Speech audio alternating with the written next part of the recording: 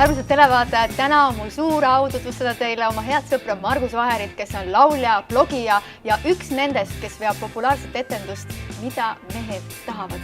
Hei Margus! No tšau! Tšau! Me hakkame täna tegema ühte sööki, mida Margus tegelikult ei teagi, mis me tegema hakkame. Ei tea, jah. Aga sa vihjasid mulle, et su lemmiktoit on... No muidu on nagu tuunikala pasta ja... Jaa, aga tegelikult on omlett ka. Omlett ka, just. Omlett on see, mida ma söön ikka, ma arvan, 4 hommikul tervest nädalast. Ja ma nagu mäletan, et sul on selline poissmehelik elustil.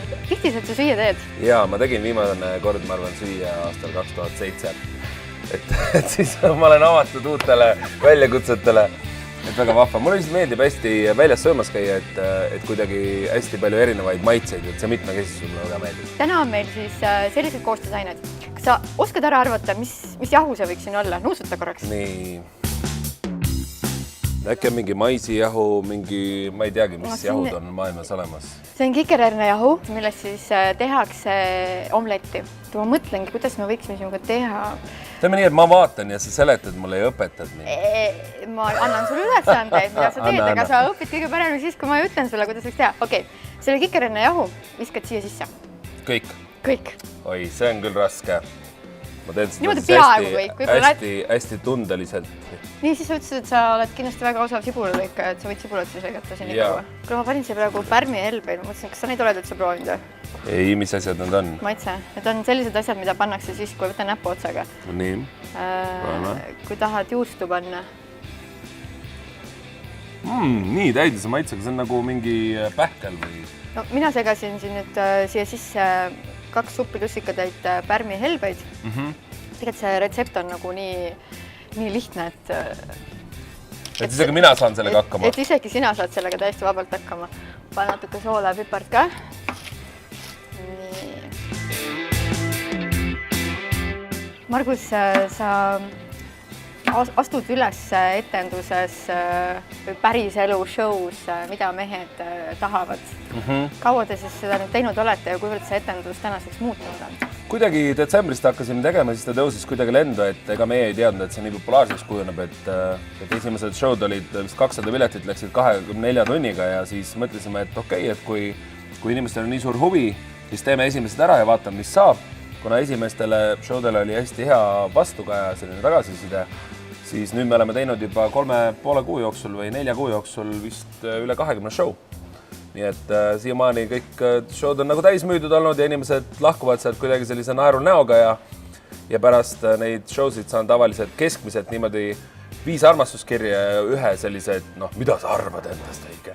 Ja sa ei pahanda ju, kui ma pool sellest toorainest juba enne omlett ära söön. Teeme nii, jah. Tegelikult üks hea asi, mida siia lisada, on ka karri. Et see tainas nüüd läheks selliseks vedelaks. Jaa. Tuleb siia. Lisame vett, jah. Lisame vett lihtsalt. Ja isegi kui sa seda enne maitset, siis ta on veidi sellise kikerhernese maitsega. Küll aga pannipeo see muutub. Ei saa öelda, et elu kuidagi ei oleks põnev, et eile käisin näiteks Legendide lahingus räppimas Helen Adamsoniga pättelit pidamas, et see oli päris vahva. Kuule, aga ma ei teagi, mida sa siis räppisid. Sul on mingisugust räpi värssi ka meil anda või? Mul tuleb meelde lihtsalt see, et mul enda tekst ei ole praegu peas, aga see viimane Heleni punchline jäi mulle kõige paremini meelde, kus ta ütles mulle viimase asjana seal saates, et sa pole muusik, blogija ega naiste fine dine, vaid Kuressaare Tinderi Harvey Weinstein. Vahest see oli päris nagu tabav. Mulle väga eneseiroonia meeldib, et selles mõttes kuidagi kihvt saade on ja mulle meeldib. Uued väljakutsed, kui keegi paneks sind ka räppi ja ma meeldiks sulle või? Väga. Jah? Kusjuures ma olen ammu arvanud, et sa võiksid teha räpparitega koostööd. Ma arvan, et see sobiks sulle. No, vaatame, kuidas tagasiside teleekraanil selle saatele on, kui see eetrisse tuleb. Et kui on hea, siis palkan Genka ja teen koostööd ja lasen tal teksti kirjutada. Tegelikult ma kirjutan ise teksti. Siis tuleb ikka veel krõbedam. Sa kirjutad ise teksti ja oota, aga milline see sinu tekst siis oli? Kuidas see sinu värss tuli? Homme loeme uudissaatest Margus versus Haileen. Ühel neist on karikas ja teisel migreen. Ja hea, et mind bioloogiks nimetada taipasid, mu pagast täis su sarnaseid meritähe laipasid. Kui ma oleks Helen, siis ma ka ei fiiliks. Nagu sina tahaks ära minna Mehhikosse giidiks. Täna seda saadet, et üldse võimalus sul anti. kas tead, et kaotad selle lahingu nagu enda anti. Ehk siis see oli kunagi nagu Heleni boyfriend. Ehk siis meil on kuidagi seotud need tekstid, et tema ütleb mulle nagu midagi natuke krõbedat ja siis ma vastan talle. No kuidagi kihvt oli. Sega kokku. Nüüd hakkab juba looma ja nüüd on värvi siin sellel. Tead, selline üks salanipp on panna siia sisse natukene vegan majoneesi. Omlett, pannkook. Omlett, pannkook, jah. Teeme neid, vaatame. Panka omlett. Omlett, panka. Siit juba saab mingisuguseid tükke võtta. No kui niimoodi mulle hakkab ju veel kokkamine meeldima. Õudust. Jah. Mis see siis tähendab, et sul on vaja, sul pliit oli kodus või? Ei ole. Ei ole. Pole nagu tekitanud ka, sest pole huvi olnud, aga nüüd näed. Keerab on päris vahva ise nagu kokku teha endale. Ma vist hakkan lõpuks neid inimesi mõistma, kes kokandusaateid armastavad. Ma arvan, mu lemmik toiduaine maailmas on üldse vesi.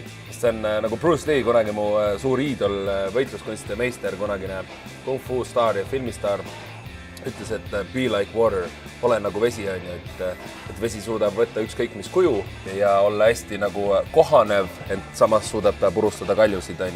Hästi ilusasti öeldud, väga lahe filosoofia on seal taga. Aga Margus, kui sa ei oleks muusik, kui sa ei oleks blogija, kui sa ei teeks etendusi, kes sa siis oleksid? Ma arvan, et ma oleksin maailma parim korstnapühkija, ma oleksin ratsutaja, ma oleksin sportlane, ma oleksin... Okei, oota, mis sportlane? Mis sport? Ma arvan, et ma oleksin keskmaa jooksja, sest ma tegelikult kunagi olen Saaremaa 1500 meetri meister ja mulle meeldib see. Ma olen nagu Kalju Kits, et ma näen seda 1500 meetri pärast on mu finiš ja siis ma lähen sinna nagu väike sõdalane. Tahan selle mäetipu vallutada nii enda. Ja tead, ma mõtlesin, et kui elus ikka väga halvasti läheb, siis lõpuks ma hakkan poliitikuks. Jah? Jah. Ei, ma lihtsalt tunnen seda, et naljaga öeldud, aga ma tunnen seda, et mina isiklikult pean veel nagu küpsema selleks, et kanda seda välja, kuidas ma ütlen, sellepärast, et mulle tundub, et meie Riigikogu saadikutest on vähemalt 90% on sellised selgrootud limukad. Et kui sa tunned, et inimene räägib nagu südamest, kui ta räägib hästi siiralt, siis seal taga on nagu selline jõud ja power. Ja ma arvan, et selleks, et seda selgroogu oleks, selleks peab inimesel olema, kes sinna satub, elukogemust ja ka sellist kindlat meelt, et ta peab mingis mõttes isegi olema majanduslikult sõltumatu, et ta saaks sinna minna ja korra majja lüüa. Kuule, vaatame, kas me saame midagi keerata siin äkki või... Jaa, äkki juba saab. Et ma olen aru saanud, et poliitikas käib tavaliselt asi nii, et kui sa tahad midagi saada, annad kõigepealt ära pool enda näppu selle vastasele, kes siis sind toetab oma projektis. Ja siis, kui sa tahad, et see lõpuks esimesed lugemiselt, teised lugemiselt ja lõpuks heaks kiidetaks, siis sa oled andnud juba terve käe ja siis sa oled juba ise ka korrumpeerunud vana poliitikapeer, nii et nii see käib. Äkki seda süsteemi võimalik kunagi veel muuta. Selle peale cheers siis. Terviseks. Kelle eest sa tahaksid seista seal poliitikas ja kuhu sa üldse ennast liigitaksid siis? Nii. Näiteks loodus. Miks sa annad Eesti maavarasid ära? Miks sa tõmbad need metsad maha nii palju? Ma saan aru, et metsamajandamine on väga vajalik. Aga lihtsalt, et kui ma käin Eestis ringi, siis mul lihtsalt pisar kukub silma, kui ma vaatan, mida on tehtud meie lageraidega. Meie ilusad hiiud ja laaned ja kõik metsatukad on nii koledaks muutumas. Ja üldse, ma ei saa mõnedest asjadest nagu üldse aru, mis on näiteks alkoholipoliitikaga ka seotud, et tulevad paar lolli entusiasti pukki, hakkavad keevitama mingeid seadusi, mis tegelikult Eesti majanduslikus mõttes on Eestile tohutult kahjulikud ja nad on nii lühinägelikud, et nad ei näe seda. Ma arvan, et kui inimene tahab midagi teha, siis ta teeb seda niikuinii. Seega, kui me puudutame kas alkoholi või narkopoliitikat, siis meil on nii head näited, kas siin Hollandi või mõne muu maa näitel olemas, et kui need asjad teha kättesaadavaks inimestele ja öelda, et aga minge siis ja tehke endale liiga, siis inimesed hakkavad ise mõtlema, et ma vist ei tahaks seda teha ja nad kuidagi ei üle kasuta seda usaldust. Et ma arvan, et inimesed on palju teovõimelisemad või otsustusvõimelisemad, kui neist arvatakse, et alguses võib-olla on korraks mingi väike krahh või buum, et hakatakse, et nüüd on kõik lubatud. Ja siis inimesed nagu saavad aru, et ainuke, kes sellest kannatab, on nad ise, kui nad midagi, ma ei tea, üle eksporteerivad. Kas vähemusgrupid ka kuidagi mõjuvad sulle või et lähevad nagu südamesse? Loomad ja lapsed ja kooliõpetajad ja naised ja muidugi lähevad. Geid ja... Karistused näiteks Eestis erinevate tegude eest on nii proportsionaalselt väljas, et kui keegi kasvatab paari karepilehte kuskil, siis ta läheb nagu 4 aastaks vangi ja kui keegi on oma partneri vastu vägivaldne, füüsiliselt vägivaldne või siis peaaegu tapmiskatse on, siis ta saab nagu aasta tingimisi. Et nagu grow up, et vaataks meie nagu karistussüsteemi natukene nagu üle, et see on kuidagi nagu lappamas. Ja ma arvan, et igal inimesel on õigus selles mõttes inimväärsele käitumisele või kohtlemisele, et kas ta on gei, on ta mõni muu nii-öelda vähemus, siis et nende hääl oleks nagu kuulda. Aga samas ma soovitan alati kõigile nendele vähemustele ka, et tihtipeale on nii, et nad sõdivad oma kampaania eest jube häälekalt. Ja nad peaks rohkem mõtlema sellele, et kui nad väga suurt häält teevad ja väga nii-öelda on agressiivsed ja sõdivad, siis nad ei saavuta oma tulemusi, et kui pigem läbi empaatia ja armastuse neid asju teha, siis ma arvan, nad saavutaksid palju rohkem oma õigusi ja võimalusi. Kõige parem eeskuju on alati isiklik eeskuju on ju, ja kõige parem religioon on armastus. Või nagu Doris Kareva kunagi nii ilusasti ütles, siis armastus on viibimise viis. Armastus on seisund ja kui sa selles seisundis oled, siis sa kiirgad armastust kõigi nähtuste suhtes, mis sul teel ette jäävad. Margus, need on ilusad vaated, mis sul on.